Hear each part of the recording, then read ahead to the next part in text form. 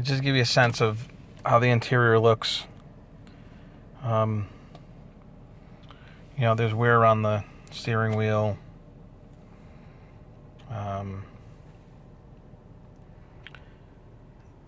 Here's the dash. All of this works just fine. Everything works just fine. I put auto on. Turn that off. Dual mode. Dual.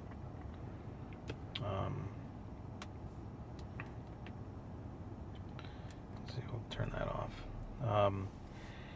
The radio is got a CD changer. The LCD isn't great. It's got a cassette in it. It's got a 6 CD changer. All works. It's just the LCD isn't in great shape. The shifter knob, just a little bit of wear. There's this is the console. That's the roughest part. But the rest of the seats are just fine.